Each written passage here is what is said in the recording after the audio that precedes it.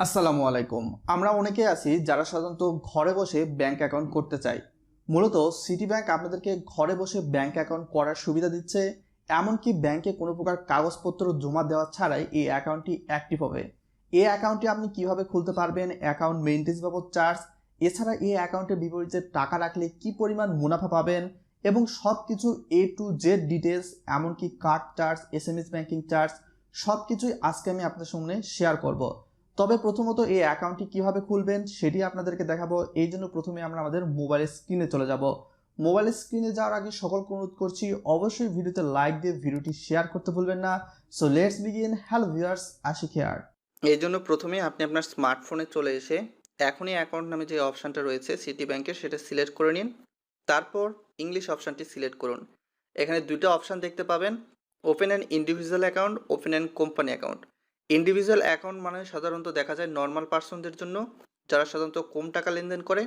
Open and company account এটা সাধারণত ব্যবসায়ীদের জন্য, যাদের অনেক বেশি পরিমাণ টাকা লেনদেন করতে হয়। তো আমরা যারা জেনারেল পার্সন রয়েছি তারা ওপেন অ্যান্ড ইন্ডিভিজুয়াল অ্যাকাউন্টটা সিলেক্ট করে নিব। এখান থেকে আমরা দুইটা অপশন দেখতে পাচ্ছি, BDT 1 lakh or less than, আর একটা হচ্ছে মোর দেন 1 লাখ। এখানে দুইটা অপশনের মানে হচ্ছে সাধারণত আপনি যদি 1 নম্বর অপশন সিলেক্ট করেন তাহলে মান্থলি সেই অ্যাকাউন্টে 1 লাখ টাকার উপরে লেনদেন করতে পারবেন না। আর যদি 2 নম্বর অপশন সিলেক্ট করেন সেক্ষেত্রে 1 লাখ টাকার উপরে যত পরিমাণ ইচ্ছা টাকা লেনদেন করতে পারবেন। তবে 2 নম্বর অপশন সিলেক্ট করলে এখানে বেশ কিছু ইনফো আপনাকে প্রোভাইড করতে হবে। আপনার হচ্ছে ইনকাম সোর্সের প্রপার ডকুমেন্টস, এমনকি জাতীয় পরিচয়পত্র সব কিছু দিতে হবে।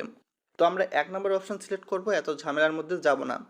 সাধারণত যেগুলো নর্মাল অ্যাকাউন্ট রয়েছে সেগুলোতে এত পরিমাণ টাকা লেনদেন করা হয় না। এখন চলে আসার পর নেক্সট অপশানে সিলেক্ট করে দিব। তো এখান থেকে আমাদের যে কোনো একটা মোবাইল নাম্বার সিলেক্ট করতে বলতেছে, আমি যে কোনো একটা অপশানটা সিলেক্ট করি। সিলেক্ট করে দেওয়ার পর নেক্সট বাটনে ক্লিক করে দিব। আমাদের স্মার্টফোনে একটা ওটিপি কোড চলে আসবে। ওটিপি কোডের জন্য আমাদের 20 সেকেন্ডের মতো ওয়েট করা লাগতে পারে। তো এখানে 1 মিনিটের মতো দিয়েছে। তো আমরা কিছুক্ষণ ওয়েট করি, কেননা সবুরে মেয়া ফলে।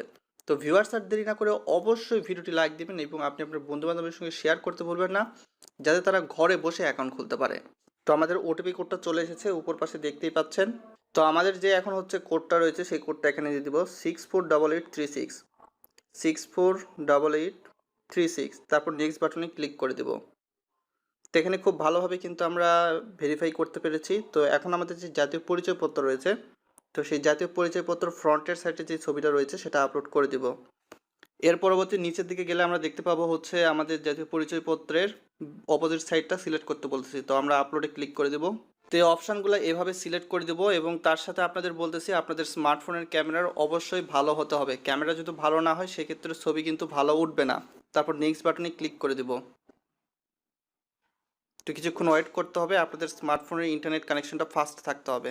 এখন আমাদের বলতেছে যে please take your selfie ensure good light condition while talking in the picture, অর্থাৎ আপনার ছবিটা একটা আলো সম্পূর্ণ জায়গায় যেয়ে তুলতে হবে যাতে করে আপনার ফেসটা সম্পূর্ণভাবে ডিটেক্ট করতে পারে।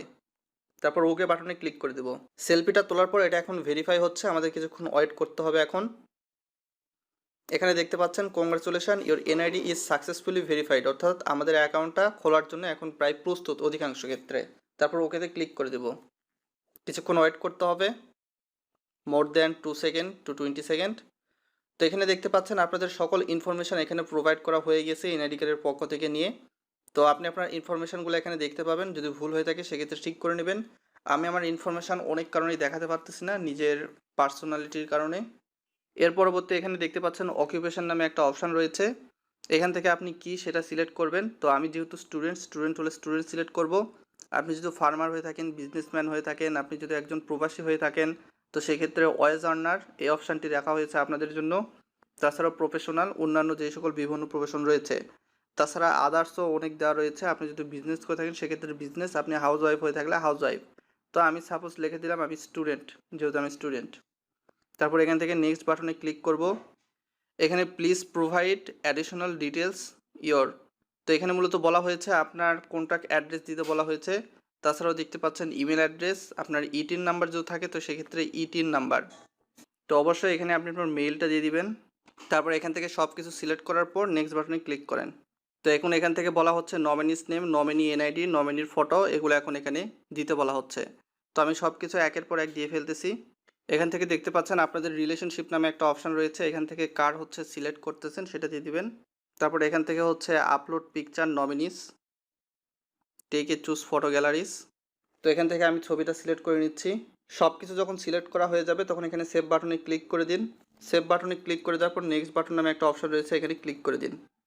তো এখান থেকে দেখতে পাচ্ছেন আর ইউ ইউএস রেসিডেন্ট, এছাড়া বিভিন্ন অপশান রয়েছে, এগুলো কোনো কিছু অন করার দরকার নেই। তারপর নেক্সট বাটনে ক্লিক করেন। এখান থেকে দেখতে পাচ্ছেন প্রোডাক্ট নেম কিংবা অ্যাকাউন্টের ধরন, এখানে হচ্ছে সেভিং ডিএল অ্যাকাউন্ট কিংবা high value saving account, general saving account. তো বিভিন্ন অ্যাকাউন্টের ক্ষেত্রে বিভিন্ন ইন্টারেস্ট রেট হয়ে থাকবে এবং বিভিন্ন সুবিধা অসুবিধা রয়েছে। তো আমরা নর্মাল সেভিং অ্যাকাউন্টটি খুলব। তারপর আপনার যে নিকটস্থ ব্রাঞ্চটা রয়েছে সেই ব্রাঞ্চের কথা বলতেছে এখানে। তো আপনি আপনার ব্রাঞ্চটা দেখে নেবেন। তো আমার ব্রাঞ্চটা হচ্ছে ধানমন্ডি। তো এখানে ধানমন্ডি সিলেক্ট করে নিয়ে এখানে I have read the terms and কন্ডিশনে ক্লিক করে নিব। তারপর ক্রিয়েট ইউর অ্যাকাউন্ট নামে যে অপশানটা রয়েছে সেই অপশানটা সিলেক্ট করে দিব। তো ভিউয়ার্স, আর দেরি না করে অবশ্যই ভিডিওতে লাইক দিয়ে চ্যানেলটা সাবস্ক্রাইব করতে ভুলবেন না। এখন মূলত চলে আসা যাক অ্যাকাউন্টটি খোলার পর আপনার কি কাজ হয়ে থাকবে।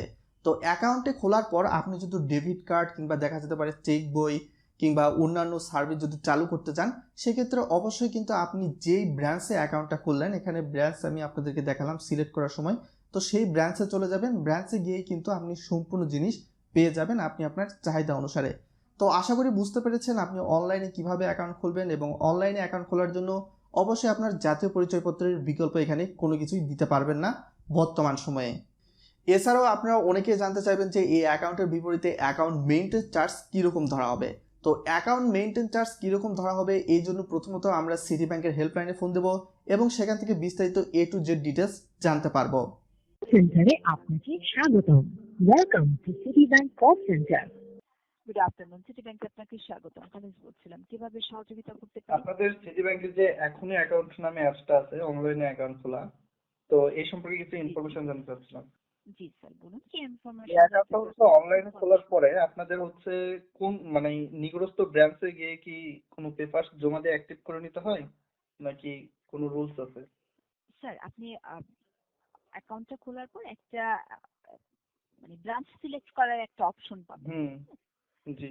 আপনি সেই সেই ব্রাঞ্চে গিয়ে আপনি টাকা জমা দিতে পারবেন বা আদার্স যে কোনো সার্ভিস নিতে পারবেন স্যার। এই ক্ষেত্রে কি হচ্ছে অ্যাকাউন্টটা অনলাইনে খোলার সাথে সাথে অ্যাক্টিভ হয়ে যায়?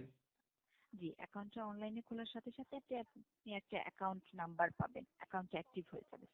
আর এই ক্ষেত্রে যদি কোন মানে যে ব্রাঞ্চে খুলবো সেই ব্রাঞ্চ থেকে যদি হচ্ছে চেক বই কিংবা ডেবিট কার্ড এগুলো ইস্যু করতে যাই, সেক্ষেত্রে কি এক্সট্রা করে কোনো পেপারস আমাকে জমা দিতে হবে না দিতে সময় হবে না? লাগবেন স্যার, আমি বিষয়টি একটু চেক করে আপনাকে কনফার্ম করছি, একটু Okay. সাথেই থাকবেন প্লিজ। থ্যাংক ইউ স্যার সময় করার জন্য। স্যার, আপনি যে ব্রাঞ্চটি সিলেক্ট করবেন সেই ব্রাঞ্চে গিয়ে আপনি একটা ইনস্ট্যান্ট ডেবিট কার্ড পাবেন। অ্যাকাউন্ট অ্যাপে একটা চেক বই রিকুইজিশন দেওয়ার একটা অপশন আছে, আপনি চেক বই রিকুইজিশন দিতে পারবেন সেখান থেকে স্যার। চার্জে কোনো ডিফারেন্স নেই স্যার। আপনাদের ইন্টারনেট ব্যাংকিং এ কোনো চার্জ কাটা হয়? সিটি টাচের কথা বলছেন স্যার? হ্যাঁ। না স্যার, সিটি টাচ যদি আপনি ব্যবহার করেন সেক্ষেত্রে কোনো চার্জ নেই স্যার, একদম ফ্রি। আপনাদের এই অ্যাকাউন্টে হচ্ছে যে ডেবিট কার্ডটা রয়েছে সেক্ষেত্রে কত টাকা চার্জ ধরা হয়?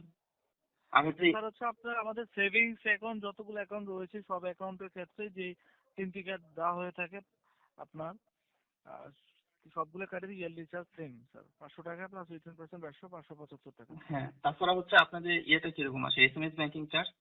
300 টাকা প্লাস 18% 345 টাকা স্যার। এটা তো ইয়ারলি তাই না? জি জি জি ইয়ারলি স্যার। যখন আপনি অ্যাকাউন্টটি ওপেন করবেন তখন আপনার ডেবিট কার্ড থাকলে ডেবিট কার্ডের চার্জ ডিডাক্ট করে নেওয়া হবে, আবার সেম ডেটে আপনার ডেবিট কার্ড আর এসএমএস চার্জ ডিডাক্ট করে নেওয়া হবে। আর অ্যাকাউন্টটি মেনটেন করার জন্য এখন মেনটেনের চার্জ আছে, সেই চার্জটি আবার আপনার 6 মাস অন্তর অন্তর হাফ ইয়ারলি ডিডাক্ট করে নেওয়া হয়ে থাকে। ঠিক আছে? ওকে। অলরাইট ভিউয়ার্স, এইভাবে কিন্তু আপনি খুব সহজে আপনি একটা ব্যাংক অ্যাকাউন্ট খুলতে পারবেন। এবং সিটি ব্যাংকের এখানে মূলত 2 থেকে 3 ধরনের অ্যাকাউন্ট খোলা যায় সেভিং অ্যাকাউন্টের আন্ডারে। তো এই সেভিং অ্যাকাউন্টের আন্ডারে যেহেতু 2 থেকে 3 ধরনের অ্যাকাউন্ট খোলা যায়, সেহেতু মুনাফার হারও কিন্তু একটু ভিন্ন হয়ে থাকে। প্রথমত জেনারেল যে সেভিং অ্যাকাউন্ট রয়েছে, এই সেভিং অ্যাকাউন্টের আন্ডারে মুনাফার হার হচ্ছে 3.50%। তো এটা কিন্তু বাৎসরিক মুনাফার হার এবং মাসিক ভিত্তিতে আপনাকে হিসাব করে দেওয়া হবে।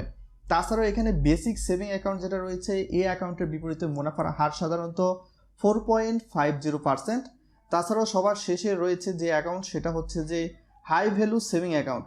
তো এই অ্যাকাউন্টের বিপরীতে মুনাফার হার সাধারণত হয়ে থাকে 3.75% হারে। এখানে সাধারণত পার্সেন্টেজের ধরন অনুযায়ী এটাকে বোঝানো হচ্ছে আপনি আপনার ব্যাংক অ্যাকাউন্টের ধরনের উপর মুনাফার উপর ভিত্তি করে কোনো ব্যাংক অ্যাকাউন্টে যদি 1 বছরে 100 টাকা জমা রাখেন, তো সেই 100 টাকার উপর কিন্তু আপনাকে হয়তোবা দেখা যাবে ব্যাংক অ্যাকাউন্টে যে ইন্টারেস্ট রয়েছে সেটার ভেদে হয়তোবা 3.50 টাকা কিংবা 4.50 টাকা অথবা 3.75 টাকা প্রদান করা হবে।